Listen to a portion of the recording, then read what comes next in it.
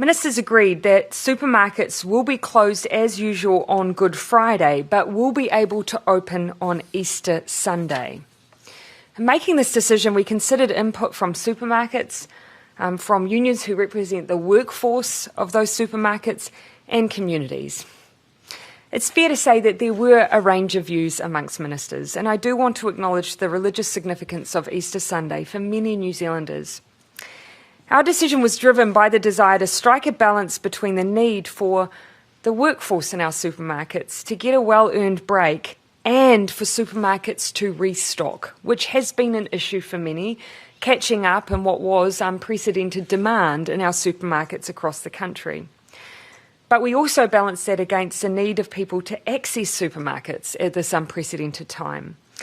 In the end, the important issue for us was that we wanted to avoid people rushing to the supermarket if there were 2 days of closure, which would defeat the work everyone is doing to try and reduce people's contact with one another. Given supermarkets are often closed on Easter Sunday, it is important that employees know they still have the right to refuse to work that day. I'm sure that employers will act fairly with these requests, and I have been told that the supermarkets have already advised us that employees will be able to volunteer to work on that day rather than being rostered on. I encourage everyone, though, at this time to consider the strain on supermarkets at present and to only shop for what you need as usual, while ensuring, of course, you keep that physical distancing while you shop.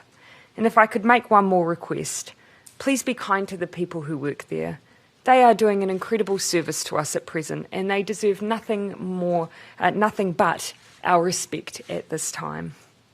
I was asked yesterday about the status of media as an essential service, and this was also discussed by COVID ministers today. As you can see, we have treated media as an essential service, but several media publications have expressed concern over which forms of media production and distribution meet the criteria of essential services. While the help of the New Zealand public in stopping the spread of COVID-19 is our top priority, New Zealanders must also have ongoing access to independent media voices for news and current affairs, as well as for sharing public health messages. With that in mind, ministers have agreed to expand the essential business guidance for media to include targeted production of printed newspapers for communities that are hard to reach. It is important to note that our priority remains to stop the movement of people unnecessarily. It is a decision that a very limited number of publications, which can demonstrate they fill an unmet need and can also show they have appropriate health and safety measures in place to minimise the transmission of COVID-19 during production and delivery, will be approved as essential. This means an expectation that delivery will be, for instance, through existing mechanisms like New Zealand Post, at supermarkets or at local dairies. Now, keeping in mind this decision really relates to some of those smaller, rural, isolated community newspapers, for example. Other printed periodical and non-daily publications, including magazines, will continue to remain non-essential under the news and media designation, although I do note that many of them have an online offering. There have been accusations that any restrictions on publications breaches the rights of freedom of speech. That is, of course, not our view, nor is it our objective. Now more than ever, it's important that people have as much information and access to news as is possible, but it's also about reducing the risks of exposure to COVID-19.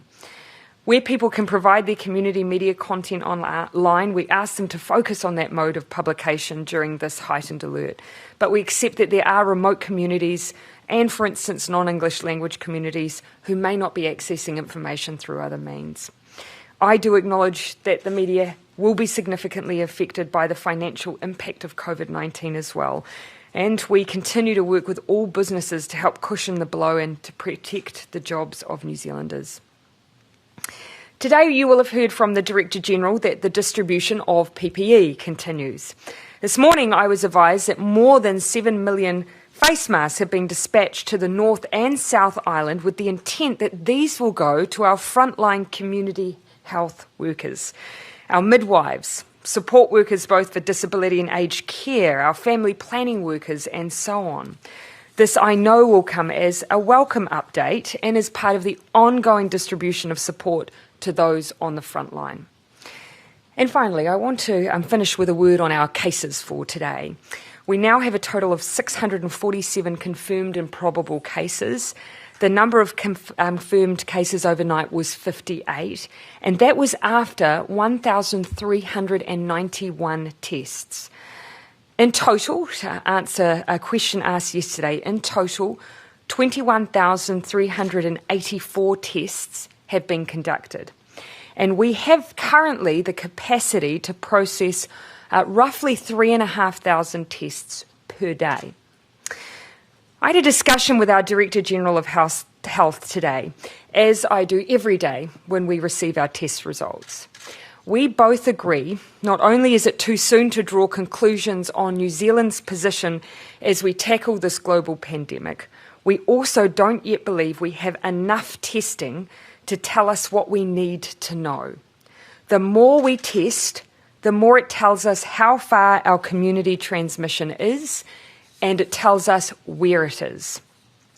Today, the Technical Advisory Group met. Now, this is the group that has been helping to set the criteria for the Ministry of Health on who is tested. Today, that group have recommended broadening the case definition for testing. This will widen testing to include people with COVID-19 symptoms, but not necessarily a history of travel or exposure to another case to be tested. This case definition will be sent out to Healthline, general practice, and to the community clinics where testing is taking place. Now, while it may take a few days for these changes to have an effect, I do expect the number of people tested in New Zealand to grow, and it needs to grow. So that should bring everyone up to speed with the latest information, but before I take your questions, I want to share one last thing. I've received a lot of correspondence from the relatives of pharmacists, reminding me and all of us of the frontline role their family members are playing as we fight to stop the spread of COVID-19 and to keep our communities well. And so we thank our 1,072 community pharmacies spread across New Zealand for continuing to provide such an essential service at this time, especially as they also support our medical and nursing workforce in the early flu vaccination campaign for our most vulnerable New Zealanders. And also for adapting to alert level 4 requirements and providing virtual services while working on split shifts to observe physical distancing. From all of us, we say thank you.